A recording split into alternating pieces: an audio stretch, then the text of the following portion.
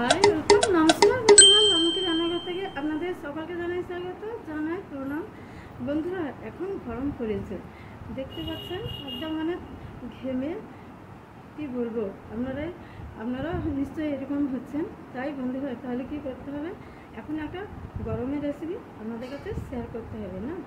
তাহলে আমি সেই যে রেসিপিটা আজ আমি আপনাদের কাছে সালভর জমজমাটি রেসিপি আমি শেয়ার করব, নামটাও আমি বলে দিচ্ছি, সেটা হচ্ছে আমের আচার। বন্ধুরা প্লিজ ভিডিওটা দেখবেন, আর ভালো লাগলে করবেন একটা লাইক আর একটা সাবস্ক্রাইব। চলুন তাহলে বানিয়ে দেখাচ্ছি, শুরু করছি। তাহলে বন্ধুরা আচারটা কেমন লাগলো সেটা আপনারা কমেন্টের মধ্যে জানাবেন। বন্ধুরা এটা ভাত, রুটি, পরোটার সাথে একদম জমে যাবে।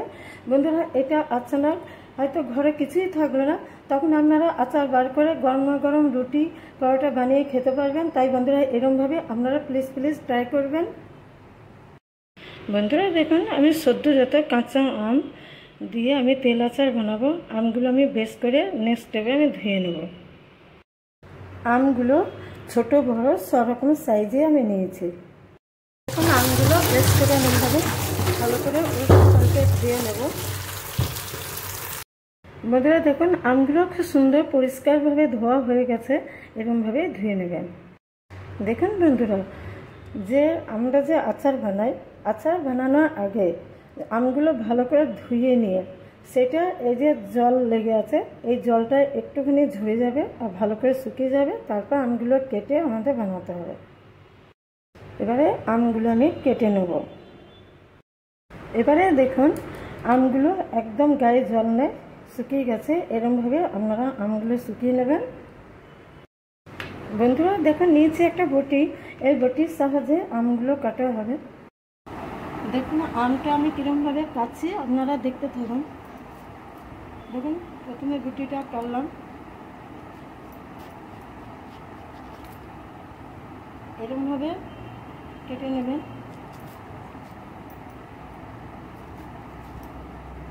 দেখুন এবারে এইগুলো আমি ছিলে নেব।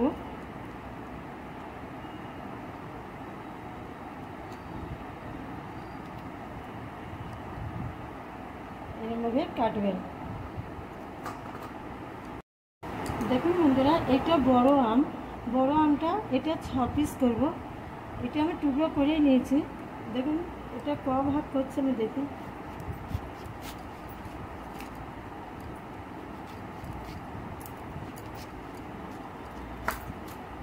দেখুন এই 3 পিস হয়েছে। এগুলো দানাগুলো বার করে নেব। এটাও কাটছি।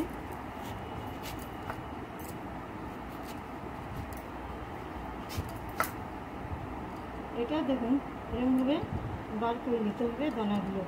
একটা আম টোটাল 6 পিস হয়েছে। বন্ধুরা আমি আপনাদের একটা প্রসেসের মাধ্যমে আমি জানাতে চাই।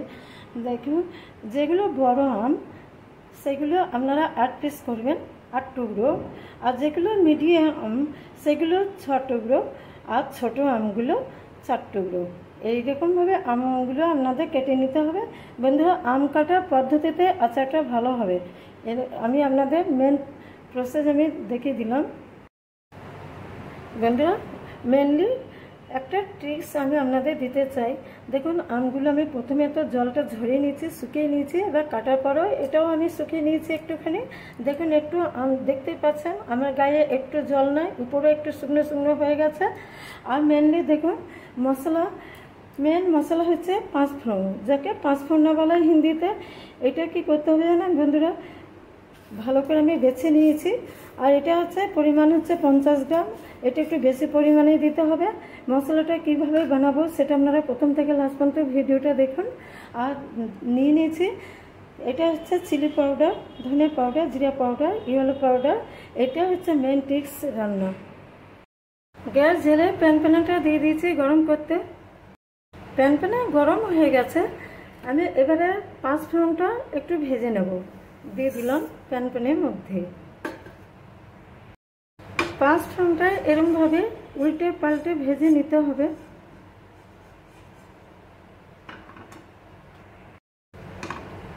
ঝিমি আছে 5 ফোড়নটা এরকমভাবে হালকা হালকা ভাবে নেড়ে নিতে হবে। দেখুন 5 ফোড়নটা ভাজা হয়ে গেছে। এবারে এটা গুঁড়ো করে নেব। আমি দেখুন এই পাথরের মধ্যে আমি গুঁড়ো করে নেব। এবার এটা নোড়া দিয়ে এটা পিষে নেব।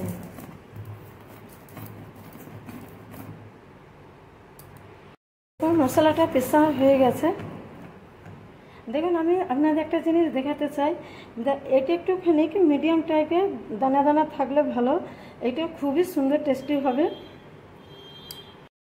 মশলাটা দেখুন অপূর্ব ব্রাউন কালার হয়েছে, না বেশি মানে পুড়িয়েছে, কিছু হয় না, আর এত সুন্দর একটা গন্ধ বেরিয়েছে, সেটা আপনাদের কি বলবো। এরকমভাবে আপনারা মশলাটা বানিয়ে নেবেন।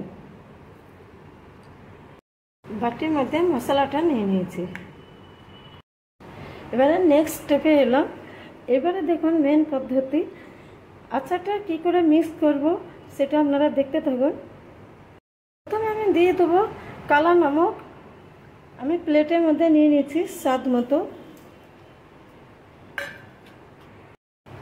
এবারে দিয়ে দেবো মশলাটা।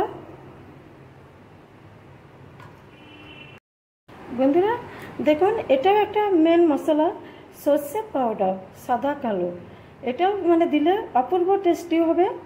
দিয়ে দিলাম এর মধ্যে। এবারে দিয়ে দেবো মেন মশলা 5 ফোড়ন গুঁড়ো।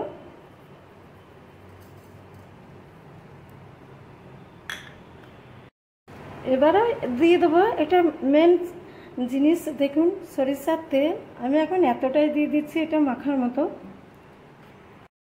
এবারে এটা বেশ করে ভালো করে মিক্স করতে হবে।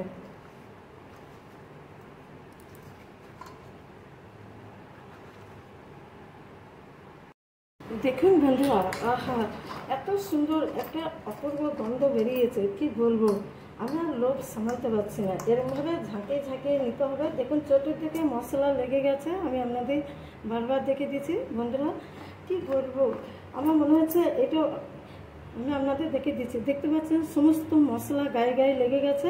এরকমভাবে আপনারা আচারটা মেখে নেবেন। আমগুলো এরকমভাবে ঝাঁকিয়ে ঝাঁকিয়ে মেখে নিতে হবে। আমি আপনাদের আর একটা জিনিস আমি মেনলি দেখিয়ে দিচ্ছি। দেখুন আমের মশলাগুলো দেখুন সমস্ত একদম মানে আমের পিসে একদম মানে লেগে গেছে। বন্ধুরা এরকমভাবে আপনারা প্লিজ প্লিজ ঘরে একবার ট্রাই করুন না। দেখুন আপনারা এরকমভাবে একবার বানিয়ে খেয়ে ফেলুন না, কেমন লাগবে সেটা জানাবেন কমেন্টের মাধ্যমে। এবারে নিয়েছি একটা বয়াম। এই বয়ামের মধ্যে এবার আমগুলো আমি দেব। এবারে দেখুন এই বয়ামের মধ্যে আমি আমগুলো দেব। এবারে আমগুলো আমি বয়ামের মধ্যে দিয়ে দিচ্ছি।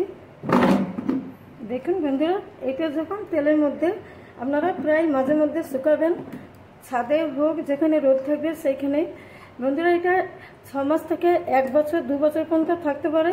আর দেখুন এটা যত্নের মধ্যে আপনারা রাখবেন। দেখুন এই বয়ামের মধ্যে আমি আমগুলো সমস্ত দিয়ে দিচ্ছি। এরপরে এবার যখন তেল পড়বে, আর এটা প্রায় দিনই এটা রোদের মধ্যে, এখন তো প্রথম প্রথম ডেলি দিতেই হবে শুকাতে। এবারে বয়ামের মধ্যে দিয়ে দেবো সরিষার তেল। তেলটা আপনারা যতটা দেবেন পরিমাণ মতো, যেমন আচার ততটাই ডালবেন। দেখুন বন্ধুরা অল কমপ্লিট। দেখুন আচারটা দেখতে একদম অপূর্ব। আপনারা বলবেন কেমন হয়েছে সেটা কমেন্টের মাধ্যমে। আর একটা জিনিস মেনলি আমি আপনাদের জানাতে চাই, যে তেল আচার সেটা বানাতে গেলে তেলটা আপনারা একসাথে দেবেন না। ধরুন আমি এর মধ্যে 750 গ্রাম তেল দেবো, তার মধ্যে আমি আজকে 250 গ্রাম তেল দিয়েছি এর মধ্যে, আর কালকে দেবো মানে 250 গ্রাম, আর নেক্সট দিনে দেবো আমি 250 গ্রাম। এরকমভাবে আপনারা 3 দিনে তেলটা দেবেন, তাহলে আচারটা আর যখন দেবেন তখন তেলটা এরকমভাবে ঝাঁকিয়ে ঝাঁকিয়ে নেবেন। দেখতে পাচ্ছেন তেলটা সমস্ত গায়ের মধ্যে লেগে যাচ্ছে। অল কমপ্লিট বন্ধুরা। দেখুন আমি নিয়ে নিয়েছি আচারটা বয়ামের মধ্যে।